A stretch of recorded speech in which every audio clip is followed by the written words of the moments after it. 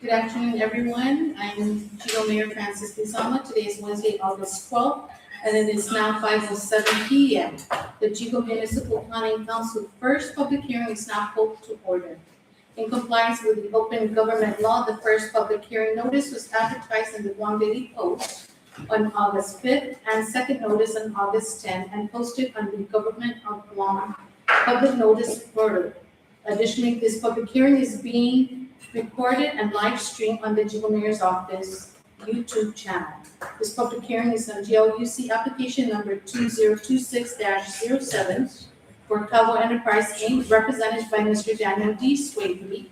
The application is for zone change from A, agricultural rural, to R2, multiple dwelling.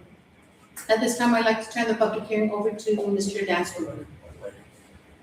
Thank you and good evening. My name is Dan Swavely and I'm joined by Kyle Borja. I want to thank the mayor and her staff and the NPC for your hospitality and providing the venue this evening. Thank you very much. This is the first of two public hearings this evening. We're going to have another one at 5:30. It's going to be basically identical. If this one goes well, it's going to be identical. And it's about an application we submitted on behalf of Calvo Enterprises for 6 lots, excuse me, directly behind Yigo Palace. 6 lots that we're going to consolidate, and we want to rezone them into R2 multifamily development, okay? For the record, the public record, the lot numbers are 70241 new -4-3-1 R/W and -2, -3, -4, and -R5. Those are the 6 lots. They were subdivided several years ago, but never developed into houses, likely because the cost of housing was just too expensive. And had they been developed, they would have resulted in houses that are unaffordable in today's market. So they remain vacant. They are directly behind Yigo Palace complex. And the revised master plan coming up in just a few minutes is going to show that the Yigo complex, the Yigo complex is directly tied in to the proposed apartments by both a pedestrian access right next door, as well as a vehicular access that goes through the Yigo complex. This means that with those types of accesses, we have a residential right next to commercial, so we have basically one block of land which is a multi-purpose residential commercial complex. That's what we're shooting for here. Now, for the record, we should show the vicinity map, so we get on record as to exactly where the property is. So here we have Marine Corps Drive, and this is the Yigo Palace complex. And right behind are the 6 lots I was referring to. They will all be consolidated, if approved, into one lot for the Lagu Village apartment complex. Are we okay with that? Okay, thank you. And also, for the record, we have a short video of the property. Again, you can read for yourself, Yigo Palace. This is Chalangalo, right here, and here's the intersection.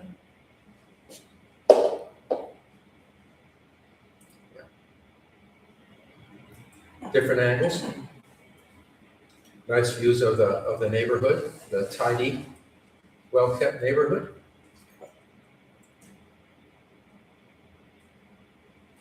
Yeah.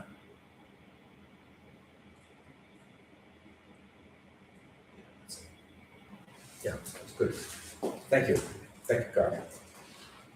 I believe everybody understands the housing shortage problem we have in Guam. In fact, most communities struggle with this problem, trying to find a housing inventory that's both affordable and in sufficient quantity to serve its residents. Well, Guam isn't any different than that. We are faced with that and have been for several years. Simply put, the collective costs of the land, the design, the permitting, the construction, and the financing all add up to a cumulative cost that makes most housing these days just unaffordable. Yeah? Indeed, the construction, it's called the Cornerstone Valuation, Siska Hukapea, reported that the median house price, the median, in other words, 50% above, 50% below, in 2000 has increased, has doubled in the last 10 years. In 2014, it was about $213,000 for the median house. Last year, it was $420,000. Okay, so we're going in the wrong direction here, but it is what it is. And typically, such market conditions with such very expensive new house, well, it doesn't even have to be new house, does it?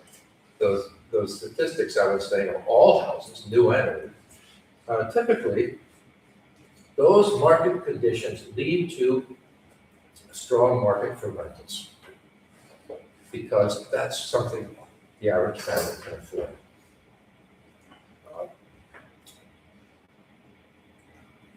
I checked the Guam Multiple Listing Service this past week, so this is current, for rentals in Yigo. There are, as of a few days ago, 56 rentals available today in Yigo. 40 are homes costing between $6,600 and well over $2,000 a month. Yeah, only 16 are condos or apartments for rent. That's it. That simply is not enough for Guam. Excuse me, it's not enough for Guam, it's not enough for Yigo. We have 20,000 people in Yigo. We have 16 available units. That's just not enough. Now, the proposed project, which we call Lagu Village, would definitely make a positive contribution towards that. Let's look at the master plan. Here is the master plan for Lago Village. Let me orient you. Again, this is Chalangalo here. This is an ingress egress.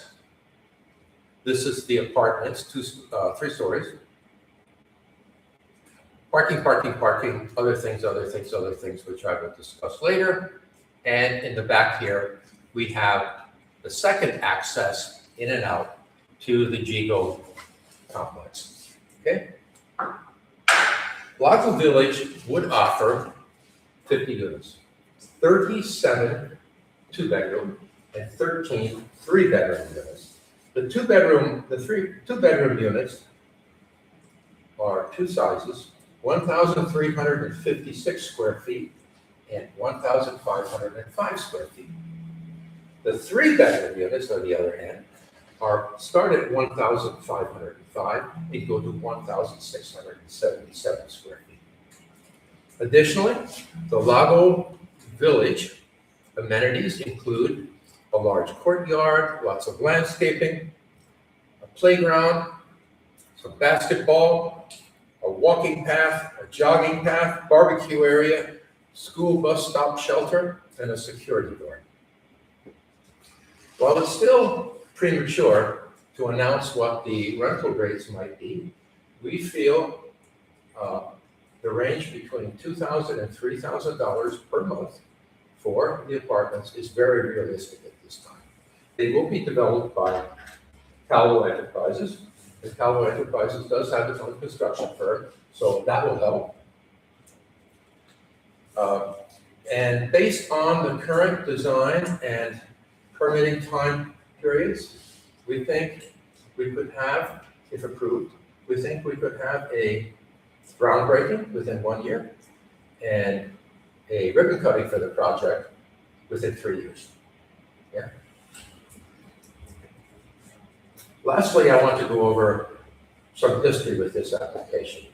On June 17th, we had a municipal public hearing here in Yigo. It was right here, right? Yeah, right here, okay? That hearing was run by the Department of Land Management. This hearing and the one following are run by the Municipal Planning Council. Okay, so at that first hearing, we had a lot of comments, and we made substantial changes to those in response to those comments. Let me go through a few.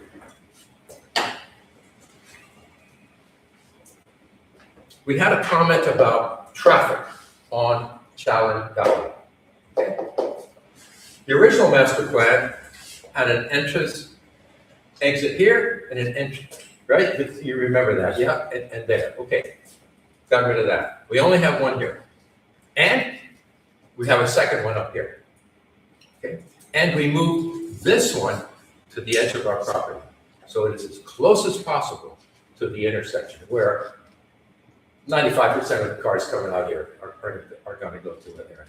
So between that change and particularly this change, we will definitely mitigate the traffic increase on Chalangalo. Secondly, we were asked about parking. Is there enough parking? Well, we thought there was, but okay, it was a public concern, I get it. So we increased the parking from 110 to 125, 15 extra slots. Thirdly, we were asked about the possibility of noise and disruptions coming from the apartment for the beautiful houses around it, right? So in order to respond to that, we have and will enforce a set of house rules, which every tenant must sign. And those house rules have lots of rules, but in particular, there's a section prohibiting noise and disruption to other people that would interfere with their public rights, their peace, and their inconveniences, okay? And those other people are not only other tenants at Lago Village, but neighbors as well. And the enforcement for violations of those house rules include legal remedies. So these work, we will enforce them. In fact, the property manager for Cowell is with us tonight, Michelle Ogden. And she's many things, but she's also the enforcer. And if you'd like to speak with her more after the hearing or during your NBC meeting, happy to do so. Then what else did we do? Yeah, we had this concern that the apartments might cause some disruption to the cemetery area across the street, right? There's a cemetery, as you all know, there's a cemetery, there's a. So what to do about that? Well, we researched this. This is not a new problem. This has come up many times in the past with other communities and projects in the States. And what we found is there is this thing that works called a community privacy wall. And that's what this thing here is, long here. 6-foot-high concrete wall with mural and anti-graffiti top coat. Our suggestion is this: we have built into our revised master plan the 6-foot-high concrete wall. Okay? It offers an opportunity for a beautiful mural there with some theme that befits the neighborhood, whatever you want. We will pay for the mural, we'll pay for the top coat, and we will permanently maintain that wall. That, to us, is a good response to this privacy thing. Yeah. Okay. Listen, all of these parking, traffic, privacy, noise, they're all legitimate. They're all legitimate, and I totally respect them. We just had to do more work to respond positively to it. Right? I totally reject it.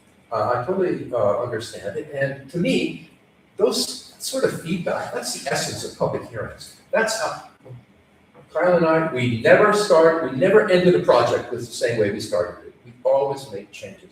And those changes invariably come from the 5 public hearings that we have to have, okay? Those changes always make things better. And that's what we responded to here. Let me just wrap up here.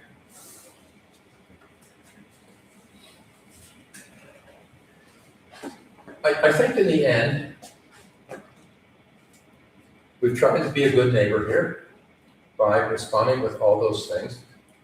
We've covered everything that came up in the public hearing. Kyle takes accurate notes and we respond to them just like that, right? So if there was, you can go back to the public hearing record. If there was a concern, you're going to see a change to it right here in this revised master plan.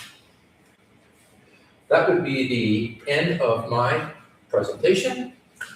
We still have time, plenty of time, as much time as we need to address any questions. Other concerns? Happy to hear it, happy to respond. I have a question. Sir. Very nice plan. So this would definitely benefit our Yigo village.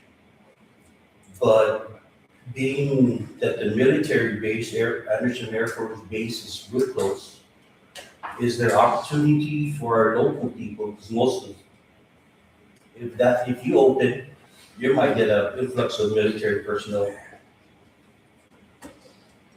trying to rent it. Is there opportunity for our local people? Yeah, I hear you. I do a lot of stuff like this. This is a legitimate concern across the board. We have 2 competing forces for apartments for local people. H2 workers and military, right? H2 workers and military. H2 workers, by law, can occupy up to 50% of the units. You know this, right? I'm sure you've heard this. I mean, I've done a few here. We don't do conditional uses anymore for temporary workforce housing facilities, but I used to, and I did a bunch of them for Yigo, so you know that, right?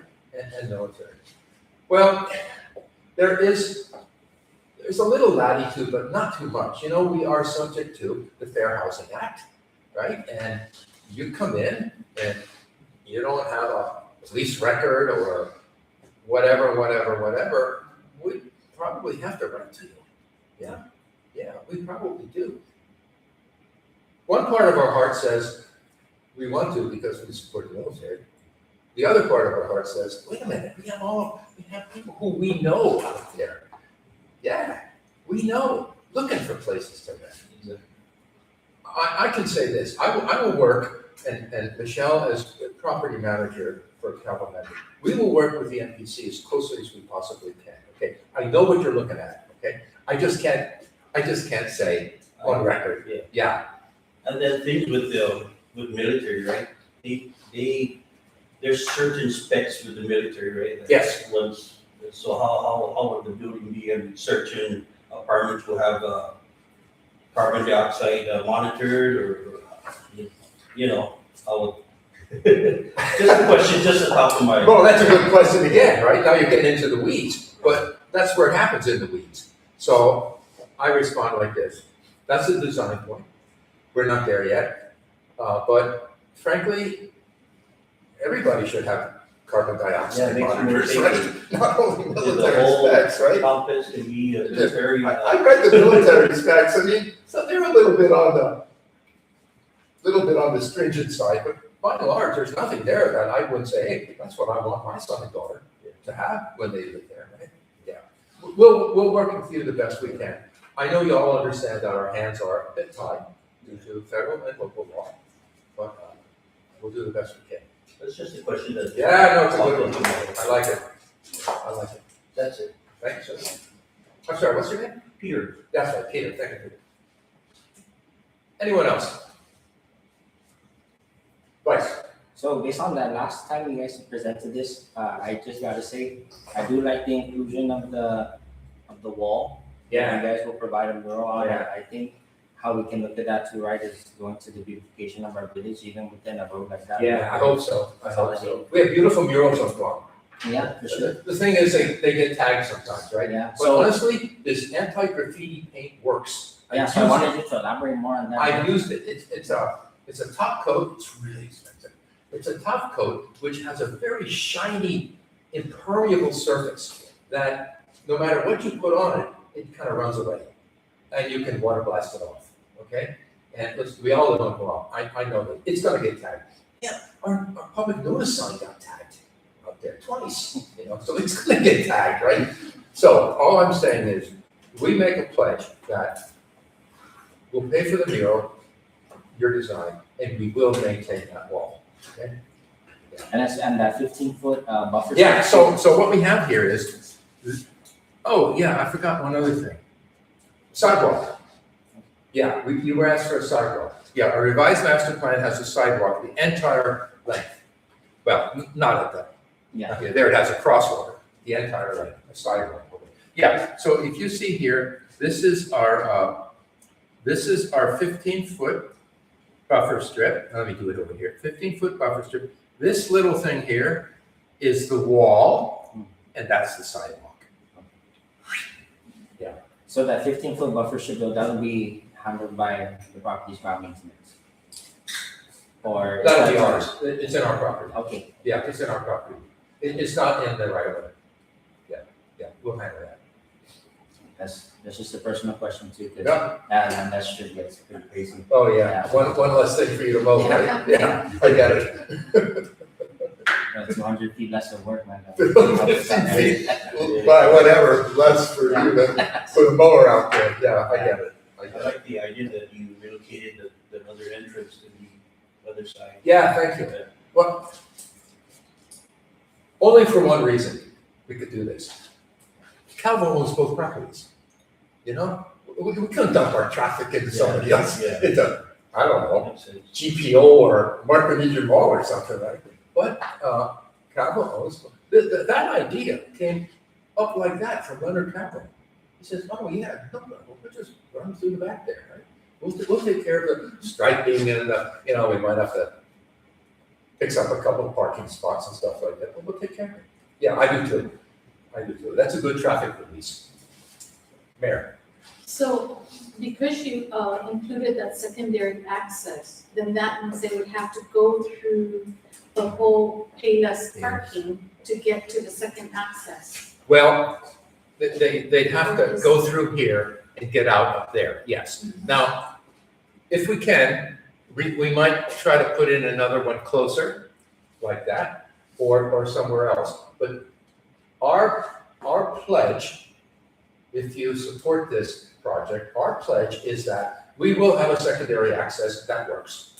Okay? Again, it's kind of like the carbon dioxide smoke detectors. I don't have the details yet, but we're confident we can do it, and we will do it. I'm just wondering because the impact of all the customers that are there, I mean, I go to Payless often. You go there, I'm right? Just Yeah, trying it to gets get jammed. in and out of Yeah. there. Yeah, it gets jammed. I think what's gonna happen is, being a long traffic driver myself, right? I think what happens is, people who live here and they're coming up this way are probably gonna come like this, right? Rather than go through up there. Now, will somebody living here use this ingress egress if they're going south? Probably not. Because what they want to do is, they want to get to that intersection there so they can make a left turn. Then they're not going to try to go across those 3 lanes and do it. That's just Guam traffic, Guam drivers, right? We always find the shortest route. But the concern was, what can you do to mitigate the new traffic going to Talagalo? That's it.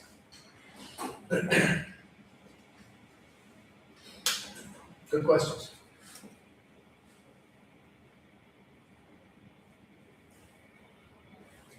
Want to close it? Any other questions? No? No? Okay, there being no other questions, no concerns, comments, this public hearing is now adjourned.